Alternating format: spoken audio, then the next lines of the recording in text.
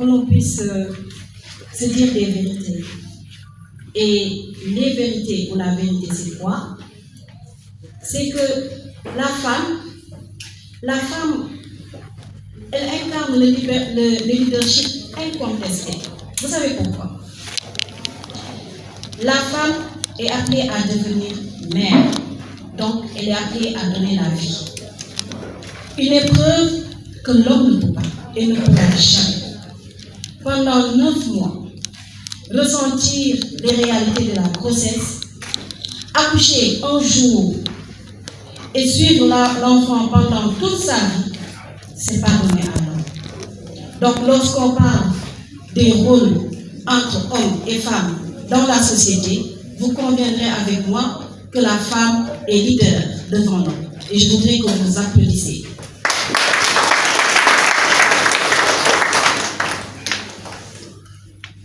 Autre chose, on ne pourra pas parler de représentativité des femmes au niveau des instances de décision si les femmes elles-mêmes manquent de confiance en elles.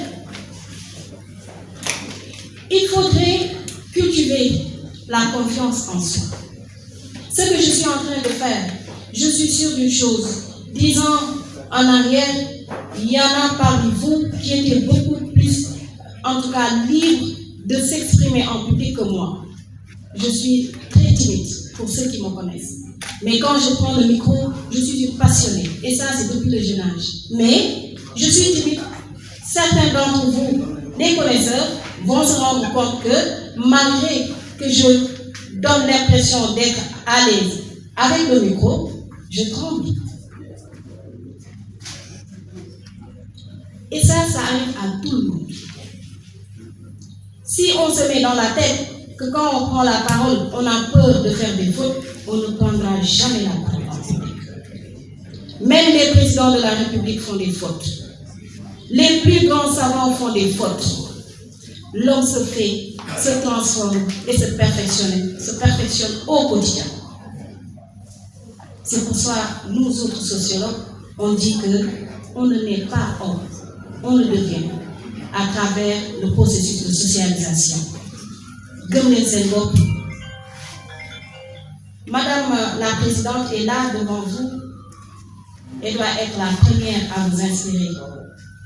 Il faut que vous ayez des femmes inspirantes, des femmes exemplaires, des femmes qui incarnent un leadership incontesté et en qui vous pouvez porter votre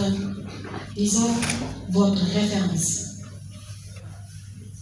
Et pour cela, il ne faudrait pas que vous dites que je ne suis pas en mesure d'en arriver là. Il y en a parmi vous qui ont beaucoup plus de compétences et de capacitation à faire dans un court délai ce que je suis en train de faire, mais à une condition. Il faut accepter de cette capacité. Capacitation par la personne elle-même. C'est important, pensez-y. J'aurais bien aimé voir que vraiment cette assistante composée de majorité de femmes puisse vraiment me montrer à quel point moi je devais être fière de prendre en tout cas du plaisir à vous faire ce partage d'expérience ou en tout cas à vous faire cet exposé sur le thème qui a été choisi aujourd'hui. Donc, ayez confiance ou cultivez la confiance en soi et dites-vous bien que vous pouvez y arriver si vous le voulez. Si vous le voulez. Alors, Ndeye Gueye a posé la question de savoir comment garantir une participation des étudiantes dans les instances universitaires. C'est ce que je viens de dire tout de suite. La première chose, c'est la motivation. Qu'est-ce qu'il faut pour être motivé? C'est la volonté.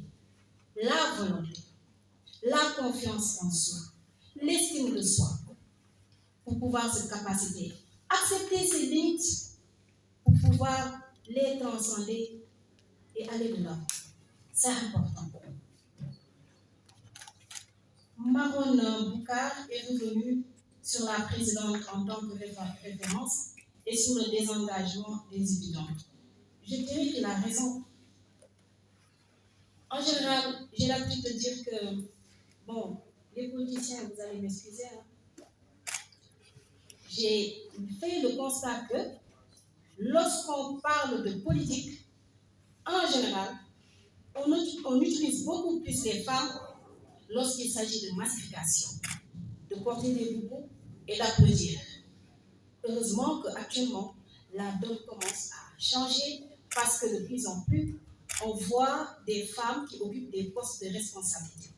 Vous avez tantôt parlé de Thérèse Faye-Diouf, c'est une camarade promotionnelle, elle a fait sociologie comme moi, et quand je la regarde, je suis fière parce que Thérèse, comme moi, comme Diomaye, comme une autre personne, on est parti de rien, on s'est fait à travers un processus. Donc, là où nous en sommes aujourd'hui, vous pouvez même dépasser ça. Il faut croire en vous. Le désengagement des femmes au niveau des instances. Il faudrait vraiment, en tout cas, refuser d'être des suivistes. Il faudrait refuser d'être des suivistes. Vous avez votre place pour gérer ces postes. Alors, il faut y aller. Ce qui vous manque, c'est la confiance en soi. Parce que la confiance en soi est la base de la motivation. Il faut vouloir pour pouvoir faire quelque chose. Alors, il faut vraiment que vous vous donnez les armes qu'il faut pour quand même renverser la donne en occupant les postes de responsabilité que vous souhaitez. Par rapport à la représentation étudiante, il y a eu une étudiante qui a été présidente de l'amicale de la FFPO, Aïda Diaw, que j'ai connue, une fille très pertinente. Aïda Diaw, lorsqu'elle parlait, on sentait vraiment qu'elle était bonne. Et elle est bonne, Aïda Diaw. Et Aïda Diaw, on peut en voir. Moi, je l'ai connue et quand elle parlait, j'éprouvais une certaine fierté. Parce que moi, j'aime bien les femmes qui croient en elles. Ces femmes, il faut... en fait, par rapport aux références, vous n'avez pas besoin d'aller voir loin. Vous n'avez même pas besoin d'aller voir loin. Je pense qu'au Sénégal, et même au niveau de votre localité, parallèlement à Thérèse, il y a d'autres dames qui sont là-bas, qui peuvent vous servir de référence, qui peuvent vous servir d'exemple et qui peuvent vous aider à vous améliorer, à devenir meilleur. Donc, c'est important. Donc, osez prendre des postes de responsabilité. Moi, je le dis souvent, jigéen foo ko teg day def ba def lu mu mën parce que jigéen dafa ñame dafa bëgg dafa am jom jigéen day bañ boo ko tegee fenn nga xeeb ko wala nga jëndi ko moo tax on a tendance à donner le meilleur de nous. Donc il suffit juste de vouloir et vous pouvez y arriver. Encore une fois, beaucoup plus d'engagement. Il faudrait beaucoup plus d'engagement lorsque vous décidez, en tout cas, de participer à une bonne cause, à une noble cause, parce que le syndicalisme, comme le disait tout à l'heure le modérateur, c'est une cause noble. La défense des intérêts des étudiants, pour moi, c'est une cause noble. Donc, si vous vous engagez à faire partie de ces gens-là qui portent ce flambeau-là, il faudrait au préalable que vous vous armez d'un certain nombre de facteurs qui vont vous permettre vraiment de mener à bien cette mission qu'on peut vous assigner ou cette mission qu'on vous assigne.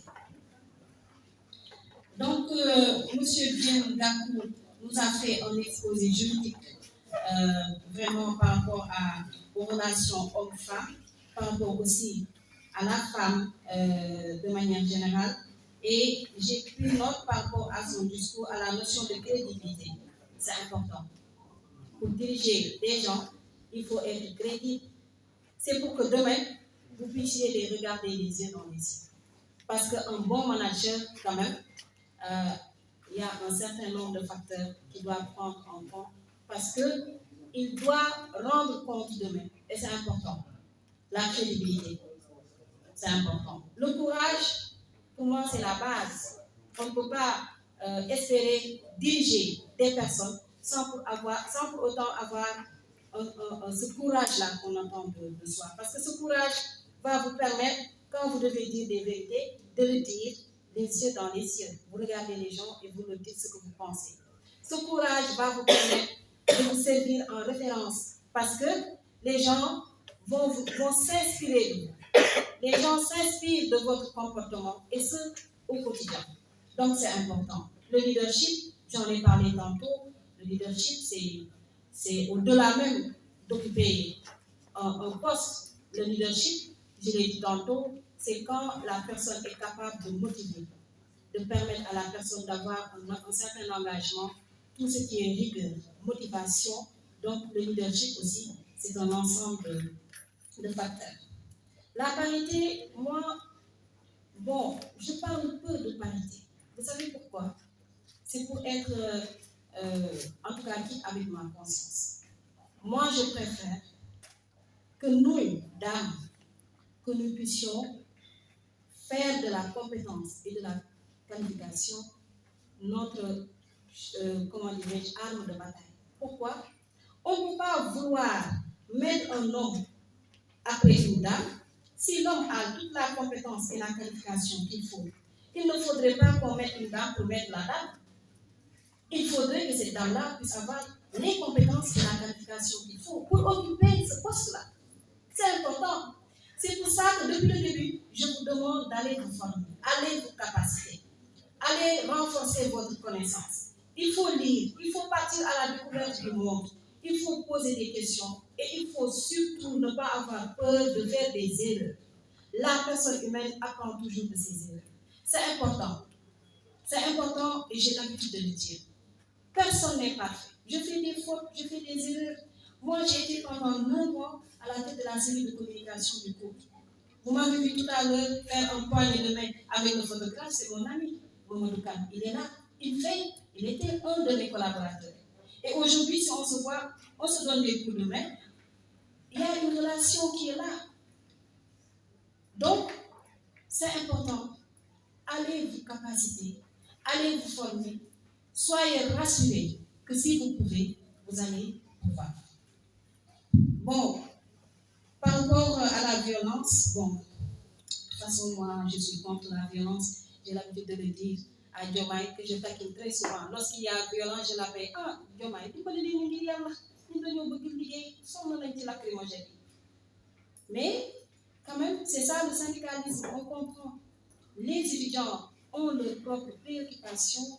La direction, sa mission, c'est de veiller à ce que les étudiants puissent être dans de bonnes conditions de vie et d'apprentissage. Je parle du code. Il peut y avoir dans une gestion des malentendus. Il peut y avoir dans une gestion des incompréhensions. Mais tout ça peut se régler à travers une concertation, un dialogue permanent. Tout ça peut se régler à travers une très bonne communication. Car j'ai toujours pensé, et je continue à penser, je penserai jusqu'à l'infini, que la communication est au début et à la base de toute chose. Donc, ça c'est important. Il faut aller vers vraiment la concrétisation des idées. Et je pense même que pour répondre un peu à monsieur notre doctorant, vous allez m'excuser, c'est M. Gako. Moi, je pense bien que aujourd'hui, si les femmes-là décident de prendre les rênes par rapport au mouvement syndical, il n'y aura plus lieu de faire face à la force. Parce que la femme, il y a là un moment qui est pour Khalat. Tous ces hommes que vous voyez prendre de très bonnes décisions, c'est parce que la nuit, nous avons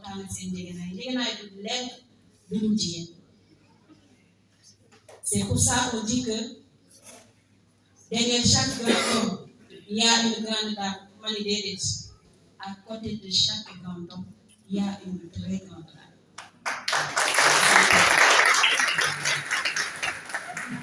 Donc, osez prendre les rênes du mouvement syndical et on va effacer tout ce qui est violence pour poser le débat, le vrai débat, de manière très calme, avec beaucoup de souplesse, avec beaucoup de féminité et avoir vraiment gain de cause par rapport aux préoccupations avec la manière. Il y a le mot de. Alors, Monsieur Cheikh Diouf et G. Azef, est-ce que briser les stéréotypes peut encourager la représentation étudiante? Bien sûr. Moi, je le pense, je le crois fermement. Parce que vous savez, les stéréotypes sont à la base d'une certaine incompréhension, d'une certaine appréhension un peu négativiste. Parce que les stéréotypes, c'est beaucoup plus bon, comment je peux dire ça? Les stéréotypes, c'est ce que lui, on a et on a les bruits de couloir, bon, j'ai le mot, je perds le mot, peut-être que c'est l'effet du jeune. Je me nomme Gaï, j'espère qu'il n'y a pas de dos dans la salle. Mais les stéréotypes, c'est des mots, ou en tout cas des notions qui n'ont aucune base légale. Aucune base légale. Et qui sont vraiment, peuvent être des boulots d'étranglement par rapport à ça, par exemple, à la représentation féminine. Il faut, par exemple, permettre à ces femmes-là d'avoir beaucoup plus de courage en elles, d'avoir, en tout cas, une certaine estime en soi, d'avoir une certaine confiance en elles pour pouvoir vraiment donner le meilleur d'elles-mêmes et montrer ce qu'elles savent faire au sein de ces instances-là. Vous avez raison lorsque vous dites que par rapport au quota, il y a un manque d'engagement et un manque de motivation de leur part. C'est pour ça que je le disais tout à l'heure, qu'il faut qu'ils osent. Il faut qu'ils osent vraiment. Michel, par rapport au changement, c'est ce que je viens de dire tout de suite. Il faut gagner de cerveau. On a fêté hier, le 8 mars. Avant-hier, c'était les femmes de l'air, le 7 mars. On commémore les femmes de l'air. Ces femmes qui ont préféré mourir que de se faire piétiner. Ces femmes, simplement pour servir d'exemple à nous tous. Donc, je vous invite, mes très chères sœurs, à davantage vos capacités, vous former et en croire en vous. Car la femme, c'est le centre de gravité du monde. Tout part d'elle, car c'est elle qui donne la vie. Mais tout revient vers elle, donc c'est important. Je vous remercie. Vous faites allusion à la réglementation, n'est-ce pas? N'est-ce pas, Marianne? Ou bien, je voudrais juste savoir la compréhension que vous avez de notre social par rapport à votre question. Je voulais juste savoir. Si on se comprend, je peux continuer. C'est bon pour vous?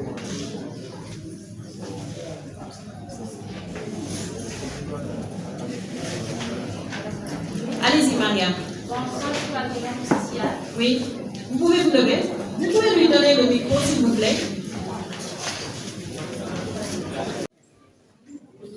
Lorsque vous parlez de ça, vous voulez renvoyer au regard de l'autre ou à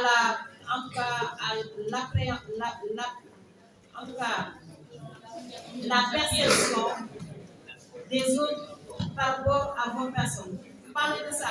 Oui. Mais en fait, le quand dira-t-on ne doit pas avoir une influence négative sur vous en tant que personne qui vous êtes fixé un objectif à atteindre. C'est pour ça que M. Gabou, je pense, le disait tout à l'heure, il faudrait de la motivation, il faudrait du courage. Et quand on décide d'être un leader, on doit affronter le monde. Le monde, c'est qui? Le monde, c'est le groupe. Le monde, c'est les autres. Le monde, c'est tout ce qui est perception et compréhension que les autres peuvent avoir de ma personne. Donc, c'est important de savoir que le courage et la motivation sont importants lorsqu'on opte en tout cas à participer à ces instances universitaires. Vous avez compris? Voilà. Awa, vous avez parlé d'obstacles. N'est-ce pas, Awa? D'obstacles. Les obstacles,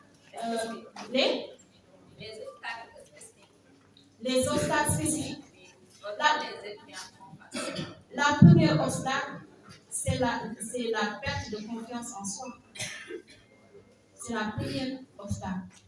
la perte le manque de confiance en soi, le manque d'estime de soi. Pour moi, c'est le premier obstacle auquel une étudiante peut faire face par rapport à, en tout cas, le processus qui peut nous permettre de ne pas faire son comportement, de ne pas faire, en tout cas, de ne pas faire son comportement pour atteindre l'objectif qu'elle s'est fixé, c'est d'incarner un leader ou en tout cas de pouvoir opter à occuper un poste de responsabilité au sein d'une instance universitaire. Donc, si vous menez un combat contre le manque de confiance en soi et le manque d'estime de soi, pour moi, vous avez en tout cas fait un gros pas en avant pour vous permettre, en tout cas, de vous améliorer et de penser à occuper des postes au niveau des instances universitaires. D'accord? Je pense que c'était ces deux questions-là pour le modérateur. Il y en a encore?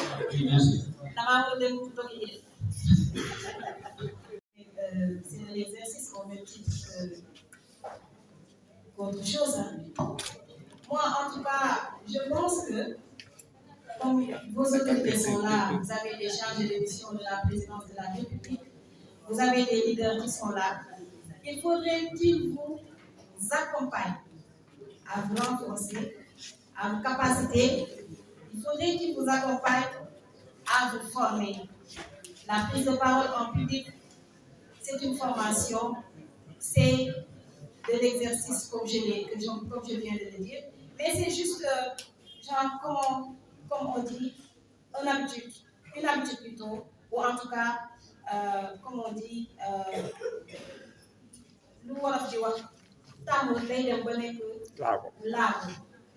parce que si vous avez peur de faire des erreurs, comme je l'ai dit tout à l'heure, ça m'arrive à moi. Je me rappelle, lorsque je faisais la présentation du JT à Walfadjri, il m'est arrivé de faire des fautes. Je n'ai pas peur de le dire, parce que je me suis formée à travers ça, cette expérience-là. Moi, de base, je suis un sociologue de formation. C'est parce que j'ai voulu faire, ou en tout cas, j'ai fait un DEA en sociologie que je me suis retrouvée journaliste de formation. Et pendant plus de 10 ans, j'ai exercé en tant que journaliste. Je me retrouve aujourd'hui communicante, agent au Centre des œuvres universitaires de Dakar. Mais ça n'a pas été facile du tout. Ça n'a pas du tout été facile. Moi, prendre la parole, malgré le fait que j'ai toujours été passionnée du micro, prendre la parole en public,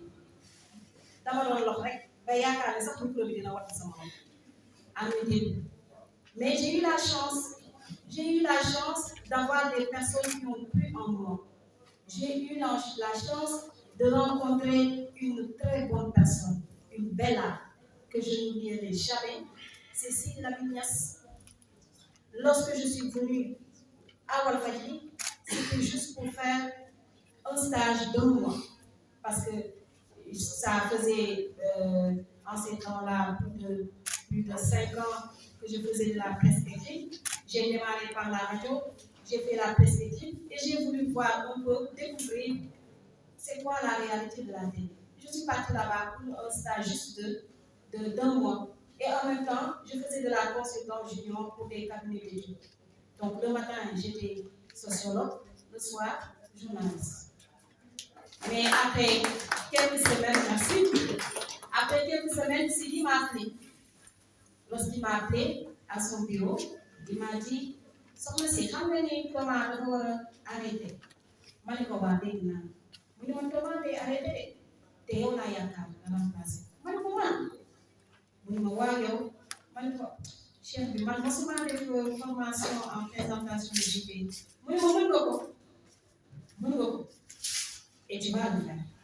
Ma ne ko yàlla bu yaakaar tas. Mu ne ma Inch'Allah yaakaar bi tas parce que wóolu naa. C'est comme ça le lendemain, j'étais venue pour faire comme les autres journalistes, pour aller faire mon reportage. Comme j'étais venu en retard, le rédacteur en chef, on l'appelle le chef, m'a dit, comme le retard est dans les pays, tu vas aller faire le JT, l'édition spéciale de 18h. J'ai dit quoi? On est d'accord. Je suis venue, comme j'ai déjà fait de la radio, ça n'a pas posé de problème chez moi. J'ai fait l'édition normale. Le surlendemain, non, ça fait pas.